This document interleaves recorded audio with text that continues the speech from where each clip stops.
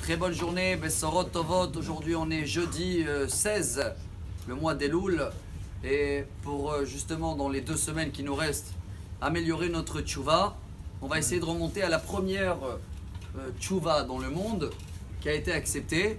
Tout le monde le connaît, hein, c'est quelqu'un qui a assassiné, qui a tué un quart de la population du monde entier. Vous le connaissez? Caïn, il s'appelle dans la Torah. En français, Cain on dit. Voilà, ils étaient que 4, hein. Il y avait Adam et Ève, Caïn et son frère. Donc comme il a tué son frère, il a tué un quart du monde. Et il a demandé pardon à Hachem. Et c'est vrai que sa tchouva a été pardonnée avec une punition sur quelques générations.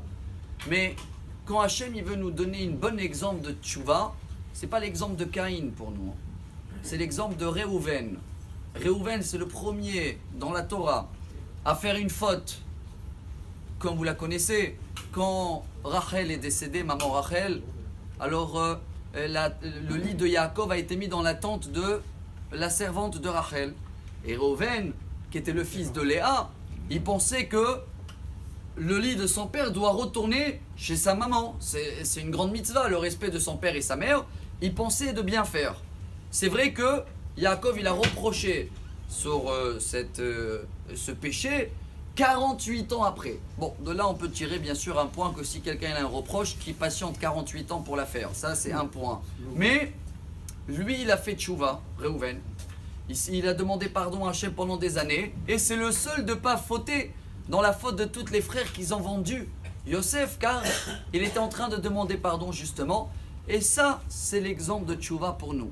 Pour quelle raison on prend l'exemple de Réhouven comme tchouva et pas la tchouva de Caïn?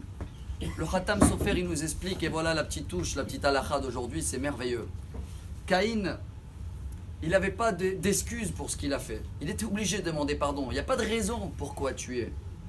Que Réhouven, il avait beaucoup des explications ou des raisons, même de penser qu'il a fait bien. Et pour le respect de sa maman, il y avait de quoi s'excuser pour trouver à s'expliquer, à s'exprimer pour ce qu'il a fait. Mais malgré tout, il nous apprend Réhouven, ne cherche pas des raisons pourquoi on a fait des péchés dans l'année.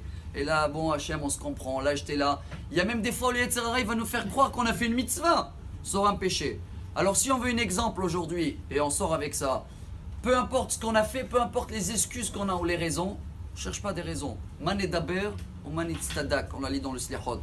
On demande pardon dans tous les cas, même si on a des raisons pour faire. Et dans ce cas-là, Bezrat Hachem, Vesar avoncha, vehatatra techupar, on dit en hébreu.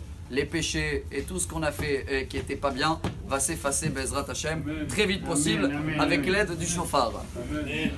Du jour.